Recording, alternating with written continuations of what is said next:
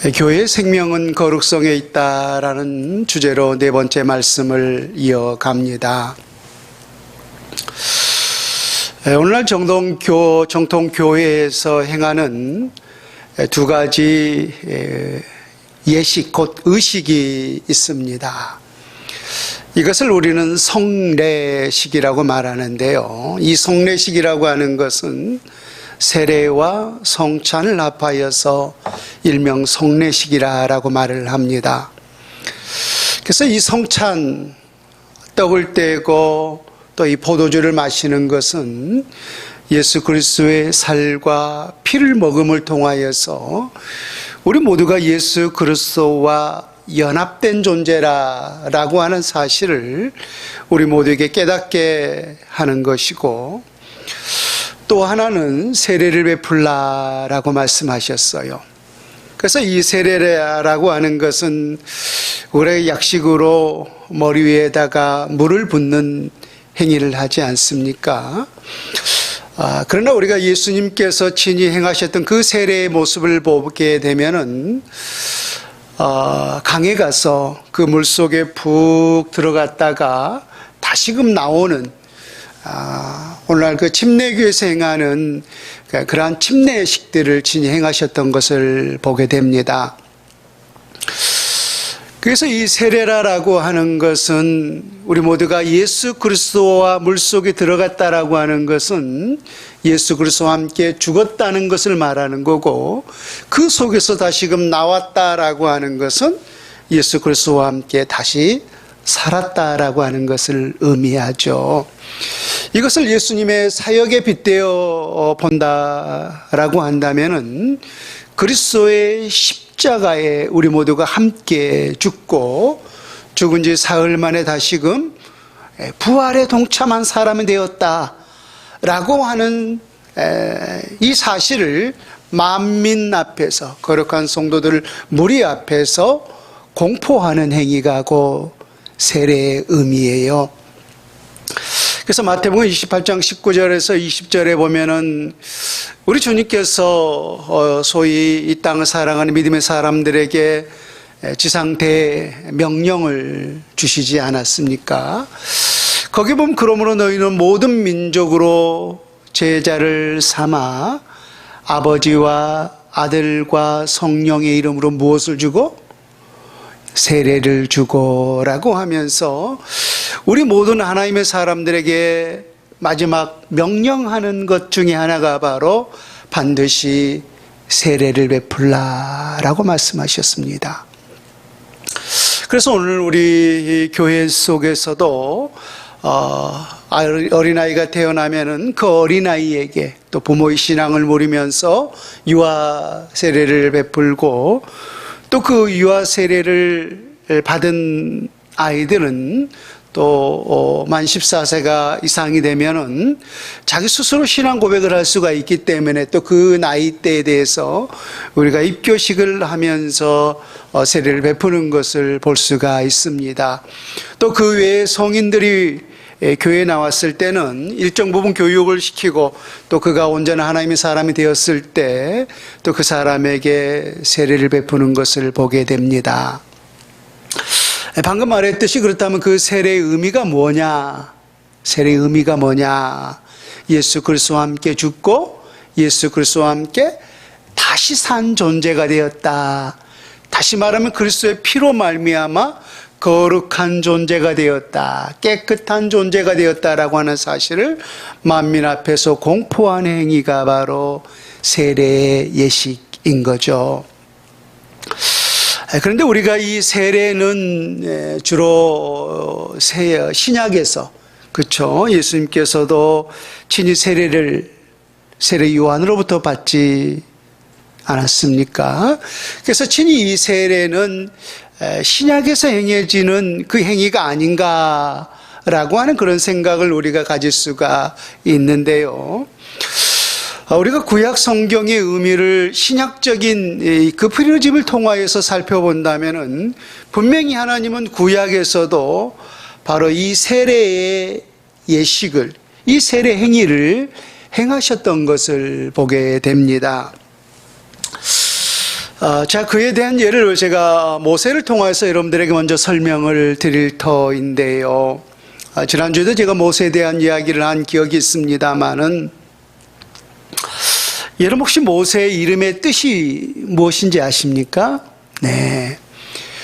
모세의 이름의 뜻이 바로 물에서 건진 자라고 하는 뜻이에요. 여러분 출애굽기 2장 10절에 보면은 이렇게 기록되어 있죠. 그의 이름을 모세라 하여 이르되 이는 내가 여기서 내가는 누구예요? 하나님이시죠.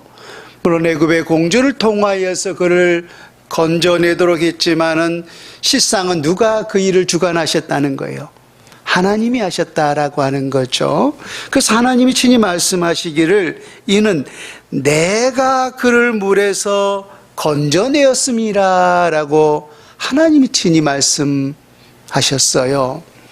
그래서 모세의 이름이 바로 물에서 건진 자라는 뜻이 되었던 거죠. 그러한 이름이 주어진 배경이 있는데요. 간략하게 설명을 드린다면은, 여러분 오늘 집에 가서 출애굽기 1장과 2장을 가서 한번 읽어보십시오. 거기에 보면은 왜 모세가 되었는지 그에 대한 배경이 아주 자세하게 나와 있습니다. 그 요셉 때문에, 그쵸? 요셉을 통하여서 야곱의 12아들, 즉 약 70명이 바로 즉 애굽에 들어가게 되지 않았습니까? 곡식 때문에. 그래서 처음에 그들이 고센 땅에 거주할 때 요셉을 알던 파라오라 그러죠. 이 바로는 그들에게 굉장한 친절하게 그들이 잘 살 수 있도록 모든 것들을 잘 대해 주었어요.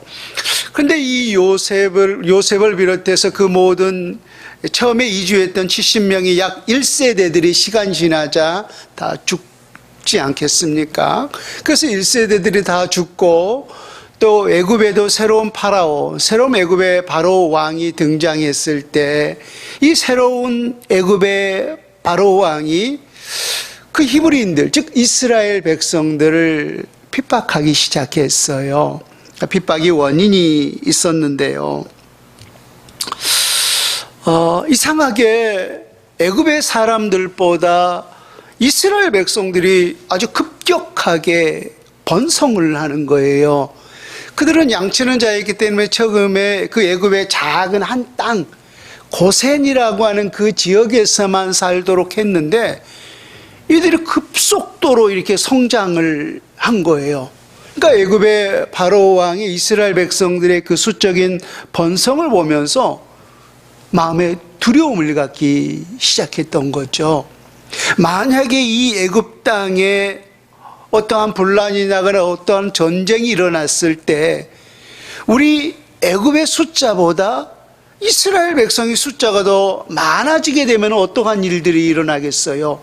그들이 힘을 합하여서 오히려 우리에게도 위협을 가하고 또 그들을 노예로 삼았는데 그들이 해방시켜달라고 그런 전쟁을 할 수 있지 않겠는가라고 하는 거예요. 그래서 이 애굽의 바로 왕이 이스라엘 백성들에게 집도 주지 아니하고 굉장한 많은 노동력을 시키면서 이 산하 제한할 수 있도록 핍박을 하죠. 그런데 참 하나님 은혜 가운데 그러면 그럴수록 이스라엘 백성들이 더 수적으로 번성을 하는 거예요. 참 어제 제가 이 설교 준비를 하면서 우연히 EBS 14번 TV를 봤는데 10개라는 그 영화를 하더라고요. 여러분 아마 토요일 밤에 아마 너무 늦어서 좀 시청하기 어려운데 10개라고 하는 그 영화를 보면 거기 굉장히 자세하게 나와 있습니다. 저도 어제 그걸 마지막까지 시청하느라고 1시에 잠을 청했는데요.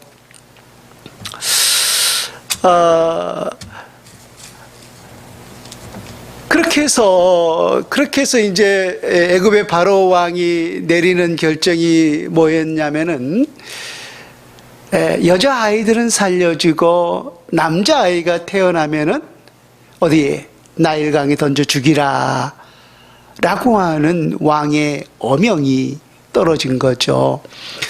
그랬을 때 모세의 어머니가 누구죠? 요게벳이죠. 그래서 요게벳이 3개월 동안 숨기다가 더 이상 숨길 수가 없어서 그 바구니에 넣어서 애굽의 나일강에 띄어보내지 않습니까?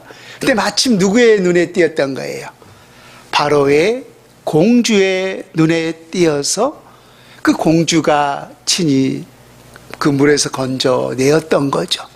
근데 그것을 누가 했다라고 하는 거예요. 오늘 성경에 보면은 내가, 하나님이 그 일을 친히 역사하셨다라고 하는 거예요.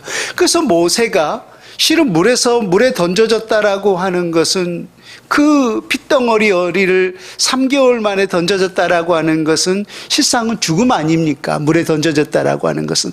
근데 그 물에서 죽었지만은 그 물에서 다시금 건진받은 거예요. 다시 살아난 거예요. 그러니까 모세가 이런 은혜를 입었던 거예요. 이런 역사의 은총을 모세가 입었던 겁니다. 그래서 모세의 이름이 물에서 건진 바 된 자이기 때문에 모세의 이름 그 뜻 자체가 바로 물에서 건진 자가 된 거죠. 자, 그런데 하나님은 이 물에서 건진 바 된 모세를 통하여서 어떠한 역사를 일으켰느냐면은 이스라엘 백성 공동체 전체를 물에서 건지는 이 놀라운 역사를 하나님 모세를 통하여서 이루셨어요. 여러분들이 잘 알고 있는 홍해 사건이죠. 그래서 이스라엘 백성들이 애굽에서 출애굽을 할 때 10번째 재앙을 통하여서 그들이 해방을 맞이하였지만은 바로 왕의 마음이 다시금 변신하여서 많은 병거를 데리고 이스라엘 백성들을 쫓지 않습니까?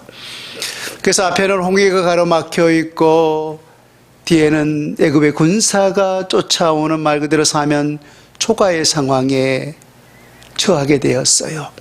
그때 하나님께서 모세의 지팡이를 통하여서 이스라엘 백성들을 홍해가 갈라짐을 통하여서 그 길을 마른 땅으로 건넜더라라고 있어요. 근데 여기서 참 신기한 것은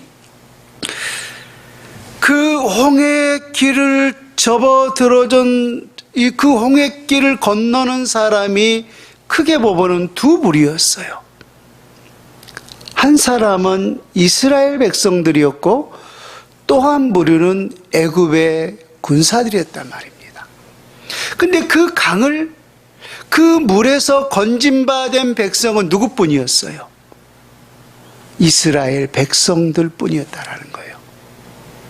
그 강을 건너려고 애굽의 군사들이 그 물에 들어갔지만은 안타깝게도 애굽의 모든 군사들은 그 물에 다 수장되고 말았다. 다 시체로 발견되었더라라고 성경에 기록하고 있습니다. 그래서 물에서 건진받은 그 모세를 통하여서 이스라엘 백성을 물에서 건졌다라고 하는 거예요. 그래서 이 물에서 건진받은 백성은 누구만 물에서 건진받은 거예요? 하나님이 택하신 백성들만 물에서 건진받은 거예요. 자, 그런데 자, 우리 성경을 한번 찾아봅시다. 고린도전서 10장을 한번 보십시오. 이 사건을, 모세가 물에서 건진받은 이 사건, 또 이스라엘 백성들이 홍해를 건너을 통하여서 물에서 건진받은 이 사건을 고린도전서 10장 1절과 2절에서 보면 사도 바울이 신약적인 배경에서 무엇으로 해석하고 있는가 보면은 10장 1절과 2절을 제가 읽습니다. 형제들아, 나는 너희가 알지 못하기를 원하지 아니하노니 우리 조상들이 다 구름 아래 있고 바닷 가운데로 지나며 모세에게 속하여 다 구름과 바다에서 뭘 받고 옳거니 세례를 받고 라고 했어요. 세례를 받고. 그러면은 모세가 그 물에서 건짐받은 그 사건이 신약적인 배경에서 보면은 뭘 받은 거였어요? 세례를 받은 거였죠. 이스라엘 백성들이 그 홍해 속에서 건짐받은 그 사건이 무엇과 같다라고 했어요? 세례와 같다라고 했죠. 그럼 오늘 우리는 이 세상의 바다라고 하는 이곳에 살아가고 있는데 이 세상 가운데서 우리 모두를 건짐받은 백성으로 불러주셨어요. 그럼 우리는 뭘 받은 거예요? 역시 세례를 받은 거라고 하는 거예요. 그래서 이 세례의 의미가 물에서 건짐받은 백성이라는 거예요. 물에서 건짐받은. 그래서 이 성경에 보면 이 세상을 항상 뭘로 표현하고 있어요? 특히 요한계시록에 보면은 바다라라고 표현했어요. 이 세상을 바다라. 우리가 살고 있는 이 세상 자체를 바다라라고 표현하고 있어요. 그래서 우리는 어디에서 건짐받은 백성이에요? 역시 물에서, 바다에서 건짐받은 백성이라는 거예요. 그래서 우리 모두도 역시 세례받은 백성이라는 거예요. 세례받은 백성. 그래서 그 세례의 의미가 뭐예요? 그리스도의 피로 그리스도와 함께 죽고 그리스도와 함께 다시 사는 예수 그리스도의 십자가와 부활에 동참한 백성이고 또 그 피로 우리 모두가 깨끗하게 씻음받은 거룩한 백성이 되었다라고 하는 사실을 만면 앞에서 공포하게 된 것이 바로 세례라고 했어요. 그래서 우리 모두가 어떠한 백성이 되었다라고 하는 거예요. 영적으로 보면은 거룩한 나의 백성이 되었다라고 하는 거예요. 그래서 우리 하나님께서 반드시 주님 오실 그때까지 바로 이 세례를 베풀라라고 명령을 하셨던 것입니다. 그래서 우리가 지난 몇 주 동안에 그렇다면 우리가 어떻게 주님을 닮아 이 거룩성을 계속해서 회복해 갈 수가 있을까? 그 중에 한 가지만 중요한 부분을 여러분들에게 잠시만 요약을 한다면은 내 자신을 온전히 누구께 드릴 수 있어야 한다. 그렇죠. 내 자신을 온전히 우리 주님께 드릴 수 있어야 한다라고 있어요. 왜? 본질적으로 보면 이 세상의 거룩한 이는 오직 우리 하나님 한 분뿐이라고 했습니다. 그렇죠? 그런데도 불구하고 그 어떤 것이라 할지라도 그것이 사물이고 그것이 짐승이고 혹은 그것이 사람이라 할지라도 그것 자체가 거룩하지는 않죠. 근데 그러한 모든 것들이 우리 하나님 앞에 드려져서 그것이 우리 하나님 앞에 연락되었다면 우리 주님은 그것을 무엇으로 여긴다는 거예요? 거룩함으로 여긴다라고 하는 거예요. 소와 양과 비둘기 그게 뭐가 거룩해요? 거룩한 존재가 아니잖아요. 그런데도 불구하고 우리 주님께서는 제사장을 통해서 그 피를 뿌리고 그것을 우리 하나님 앞에 드려졌을 때 거룩한 나의 제물이라고 했어요. 제사장도 죄인 중에 한 사람 아닙니까? 그럼에도 불구하고 그의 먼저 죄를 우리 하나님 앞에 사했을 때 거룩한 나의 제사장이라. 또 우리 모든 하나님의 사람들도 보면은 본질이 다 죄인 아닙니까? 그런데 불구하고 우리 하나님께서는 우리 모두가 온전한 믿음으로 우리 하나님 앞에 드려지는 삶을 살 때 거룩한 나의 백성이라고 칭해 주셨다라는 거예요. 그러면 우리는 다시 말해서 왜 우리는 내 것이 아니라 주님의 것일까요? 우리는 주님의 것이기 때문에 주님 앞에 드려져야 할 것 아닙니까? 내 것이라면 내 마음대로 살면 되는데 주님이 너희는 내 것이라라고 했기 때문에 내 것이 아니라 주인의 것이잖아요. 만약에 노예가 있으면 종이 있으면은 그 종은 자기 마음대로 사는 거예요? 주인의 뜻대로 사는 거예요? 주인의 뜻대로 사는 게 노이고 종 아닙니까? 그래서 사도 바울도 예수 그리스도의 종된 바울은 하고 하면서 내 마음대로 내 의지로 내 뜻대로 사는 것이 나의 주인 되시는 예수 그리스도의 뜻대로 살아가는 삶이라고 스스로 고백하고 있지 않아요? 바울도 역시 예수 그리스도이기 때문에 나의 모든 삶이 전제와 같이 부어졌다. 우리 하나님 앞에 온전히 쏟아진 삶을 살았다. 라고 이렇게 고백을 하고 있어요. 그 이유는 바로 예수 그리스도의 피로 산 존재이기 때문이죠. 지난주에 이제 우리가 유월절 이야기하지 않았습니까? 애굽 땅의 모든 장자, 모든 첫 것의 죽음들이 다 임하였지만은 어린 양의 피를 받은 이스라엘의 모든 백성들은 그 죽음이 유월되었다. 그래서 모든 첫 태생, 모든 장자는 누구 것이라? 내 것이라. 장자는 내 것이라. 근데 그 장자의 의미가 뭐라고 했어요? 첫째, 둘째, 셋째, 넷째는 하나님의 것 아니에요? 대표성을 띠고 있다라고 했죠. 대표성. 그래서 여자고 남자고 상관없이, 둘째고 셋째고 넷째고 상관없이 그리스도의 피로 사신 모든 존재는 다 장자라고 했어요. 우리가 히브리서의 그 내용을 직접 찾아보지 않았습니까? 그래서 거룩한 교회의 모임을 하늘에 기록된 누구들의 모임?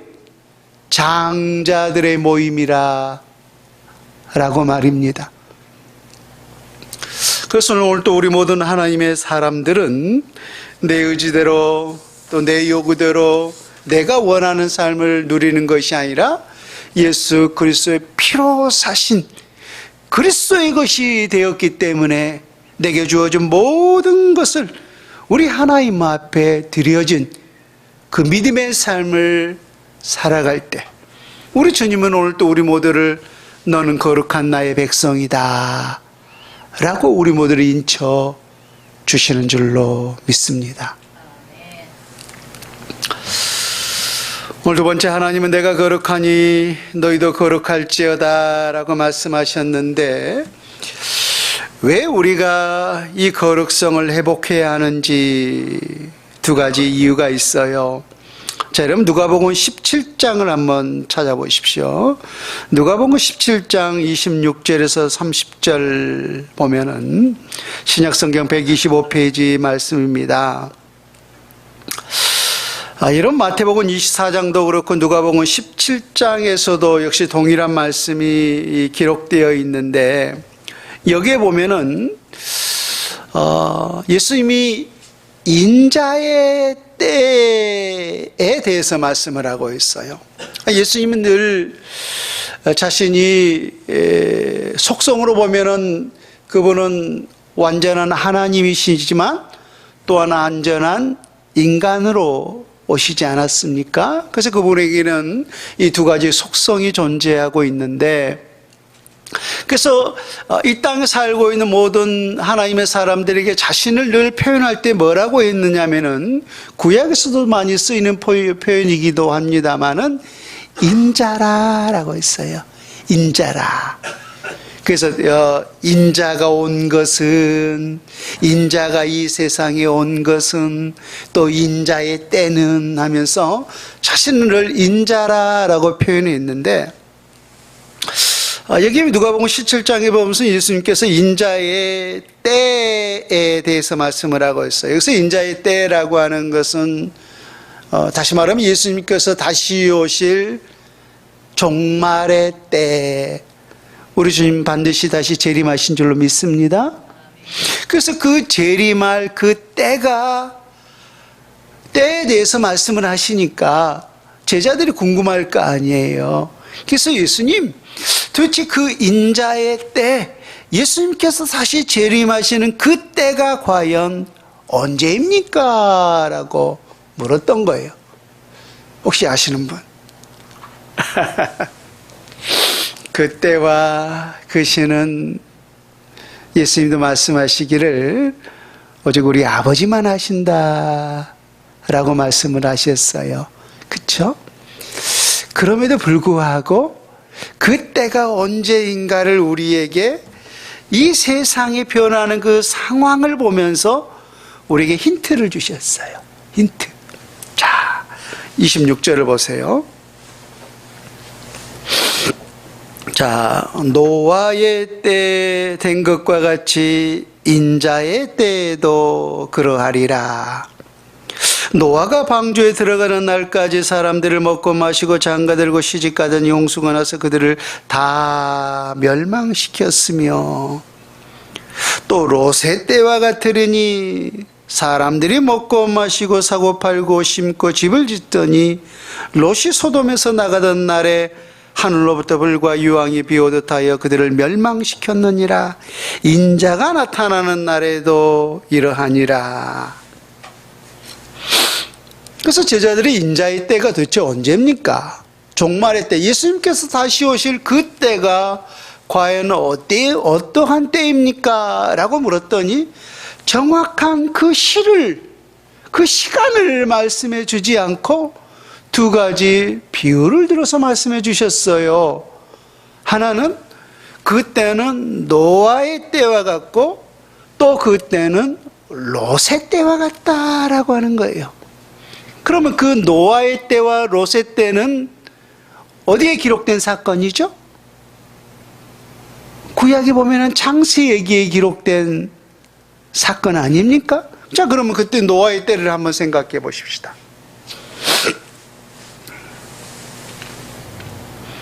노아의 때에 보면은 많은 하나님의 사람들이 하나님의 말씀에 순종하고 또 예배하고 또 순종하는 그런 삶을 살았죠? 아니에요? 그럼 누구만 그렇게 살았어요? 노아만요. 참, 노아만요. 그러면 이 세상에 살고 있는 모든 사람들은 어떤 삶을 살았어요? 오늘 기록하고 있잖아요. 노아가 방주에 들어가는 날까지, 그 들어가는 날이면은 지금 어떤 날이에요? 하늘에서 비가 쏟아짐을 통하여서 이 세상을 멸하는 심판의 날 아닙니까? 그 날까지 먹고 마시고 장가들고 시집가더니 홍수가 나서 그들을 다 멸망시켰으며 라고 했어요. 세상에 노아 외에 하나님의 은혜를 입은 그 노아에 방주에 들어간 그 몇 사람 외에 다 이 세상 것에 취해 있었다는 거예요. 그럼 롯의 때도 한번 봅시다. 롯의 때와 같으리니 사람들이 먹고 마시고 사고 팔고 심고 집을 짓더니 똑같네? 롯이 소돔에서 나가던 날에 하늘로부터 불과 유황이 비오듯 하여 그들을 멸망시켰으니, 하늘에서 지금 그 하나님이 소돔 땅을 불과 유황으로 심판하겠노라고 있잖아요. 그래서 롯의 그 손을 이끌고, 또 롯은 그 자녀들을 모아놓고 하나님이 이곳에 지금 심판 임했으니까 우리 빨리 이 땅에서 피하자라고 그 자식들에게 말하지 않습니까? 그 이야기를 듣던 롯의 사이인가요? 그 말을 뭘로 들었다라고 했어요? 놀고 있네, 이렇게 말고 있는데 무슨 농담으로 여겼더라라고 했어요. 심지어 롯의 롯의 아내까지 그 세상을 뒤를 돌아봄을 통하여서 뭐가 되고 말았어요? 소금 기둥이 되고 말았더라라고 했어요. 먹고 마시고 시집가고 장가자고 심고 사고 팔고, 그러니까 하나님의 그 음성에 아무도 관심 없고 온통 세상에 심취해 있었다는 거예요. 그때 누가 오신다는 거예요? 그때 주님이 오신다는 거예요. 아까 우리 권사님이 참 눈물로 기도하시면서 이곳에 하나님 부흥의 역사가 있게 하여 주옵소서, 참 저도 가슴에 많이 와닿았는데요. 또 우리가 어떤 면으로 영적으로 생각해 보면은 아마 우리 교회뿐만 아니라 많은 교회에서 이 숫자가 전체적으로 보면, 평균적으로 보면 부흥해 가는 것이 아니라 점점 더 교회가 텅텅 비어가고 있는 것이 오늘의 현실입니다. 그래서 더 우리가 그러한 영적인 모습을 보니까 참혹하고 정말로 눈물이 날 수밖에 없는 이 현실을 오늘 우리 모두가 걸어가고 있는데,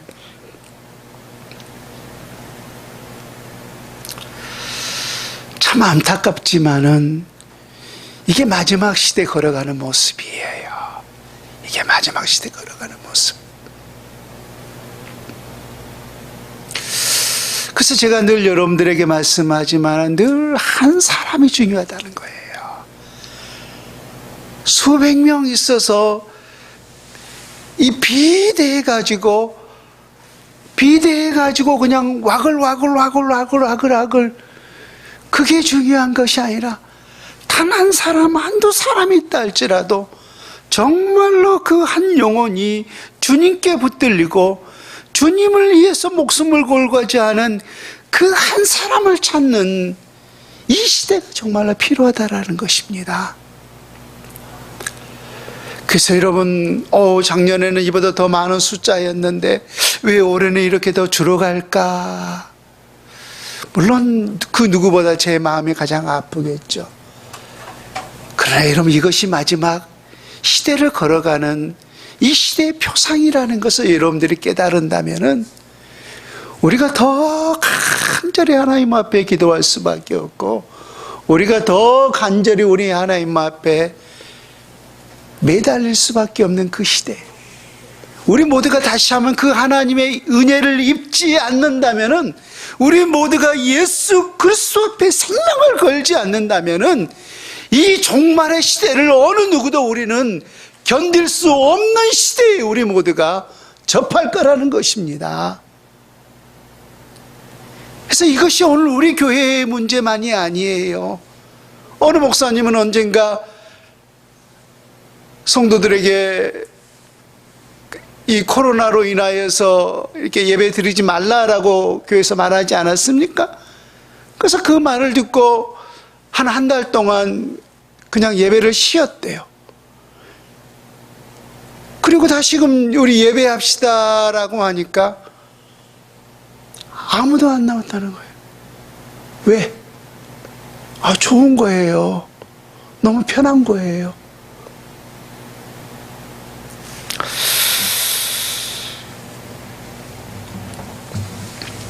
여러분, 우리가 바로 이 거룩성을 회복하지 못하면은요, 이 종말 시대를 결코 견딜 수가 없는 것입니다.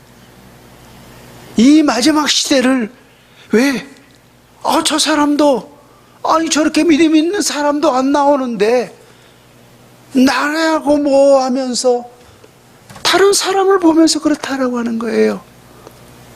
그래서 우리가 찬송가에 보면은 다른 사람 어찌든지라는 그 내용이 있죠. 여러분, 우리가 반드시 이 거룩성을 회복해 한 자만이 이 종말 시대를 견딜 수 있다라고 하는 사실을 다시 한번 깨달을 수 있기를 바랍니다. 그 종말의 때가 언제냐? 우리 주님은 비유로 말씀하셨어요. 노아의 때와 같고 롯의 때와 같느니라. 그때를 우리 알잖아요. 아무도 주님의 음성은 상관없이 내 뜻대로 살아가는 그 시대의 말입니다. 바로 그때 우리 주님이 오신다라고 말씀하셨던 것입니다.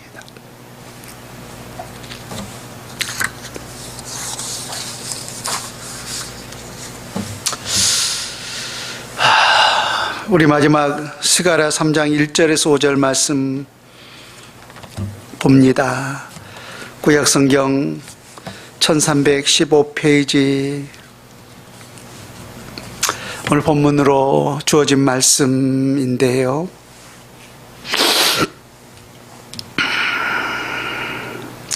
대제사장 여호수아는 여호와의 천사 앞에 섰고 사탄은 그의 오른쪽에 서서 그를 대적하는 것을 여호와께서 내게 보이시느니라. 그러니까 하나님의 대제사장 여호수아가, 하나님의 대제사장이었던 여호수아가 여호수아에 나오는 그 여호수아하고는 다른 인물이죠. 하나님의 대제사장이었던 여호수아가 지금 누구로부터 대적을 당하고 있어요? 사탄에게. 쉽게 말하면 사탄에게 농락을 당하고 있는 거예요. 사탄에게 농락을 당하고 있어요. 왜 농락을 당했는가? 2절 여호와께서 사탄에게 이르시되 사탄아 여호와께서 너를 책망하노라.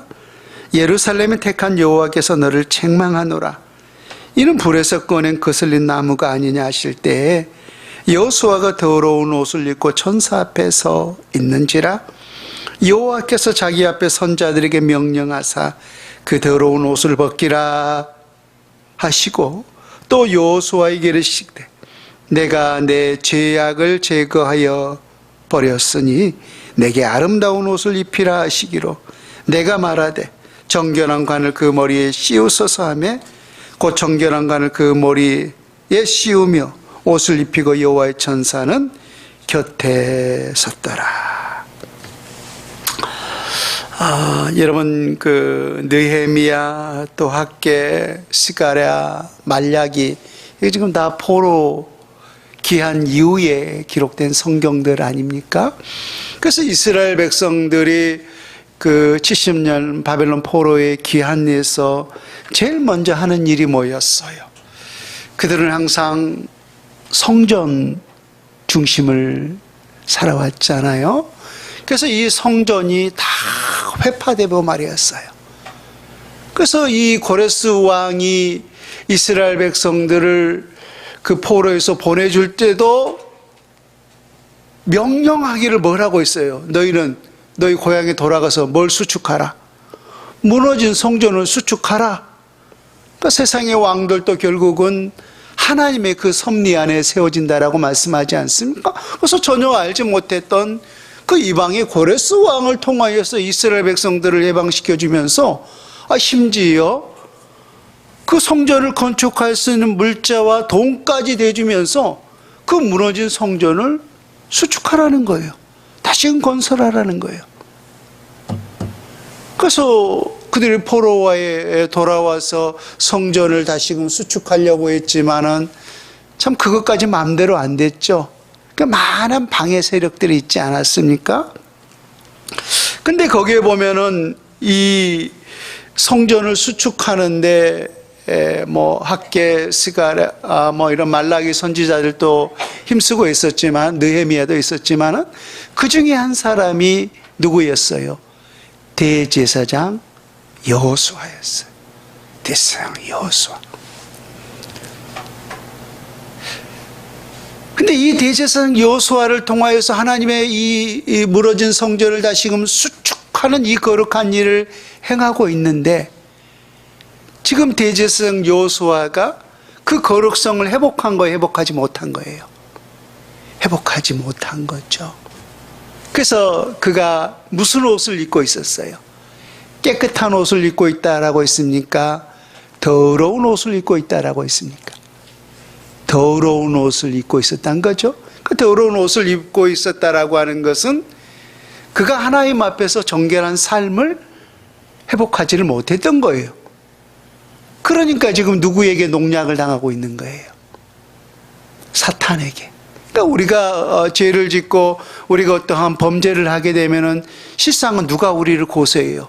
이 나쁜 놈아, 네가 그러고도 하나님의 사람이야 하면서 누가 우리를 고소해요? 실상은 사탄이 우리를 고소하잖아요.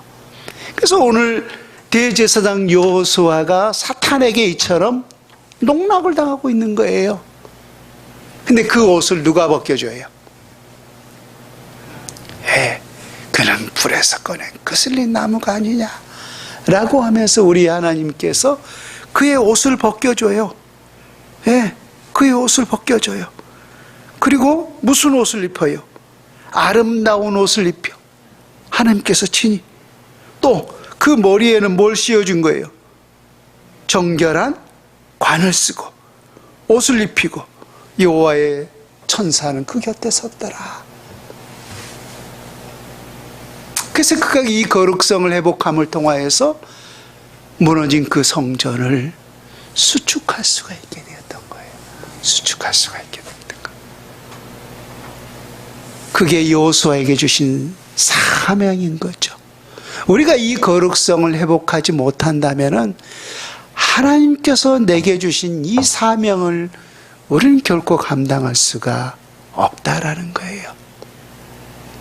지난주에도 말했잖아요. 우리는 모세, 그쵸?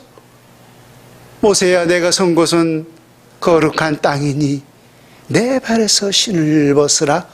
또 여호수아가 거룩한 주의 사명을 감당할 때도 여호수아야, 내가 선 곳은 거룩한 곳이니 내 발에서 신을 벗으라. 또 이사야 선지자는 입술이 부정한 사람이었잖아요.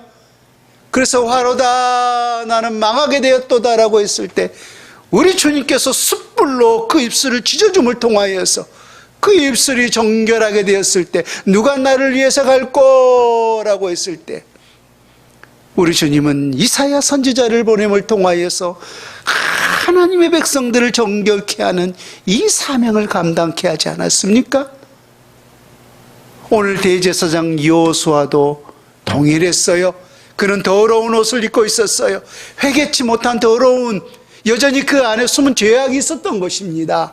그래서 그 모든 것을 하나님이 친히 벗겨주시고 새 옷을 입혀주시고 머리에 정결한 관을 씌워주시고 새 사람으로 새롭게 해주시니까 우리 주님께서 그 대제사장을 통하여서 무너져버린 그 영적 성전을 수축하게 하는 이 사명을 감당할 수 있도록 우리 주님이 친히 은혜를 베풀어 주셨던 것입니다. 여러분, 우리 모두는 사명자인 줄로 믿습니다. 예수 그리스도의 피로 사신 것이기 때문에 주님의 거룩한 명령에 따라 살아가는 사명자인 줄로 믿습니다. 그 사명을 감당하기 위해서 오늘 우리 모두는 정결함을 입을 수 있어야 돼요. 거룩함을 회복할 수 있어야만이 우리 모두는 그 사명을 온전히 감당할 수 있는 자가 되는 줄로 믿습니다. 우리 하나님께서 우리의 이 더러운 옷을 벗겨주시고 또 우리에게 이 영적인 새 신을 신겨주심을 통하여서 우리에게 주신 그 사명을 그리고 온전히 감당할 수 있는 거룩한 백성으로 거듭날 수 있는 저의 이름 다 될 수 있기를 주 예수님의 이름으로 축원을 드립니다. 아멘.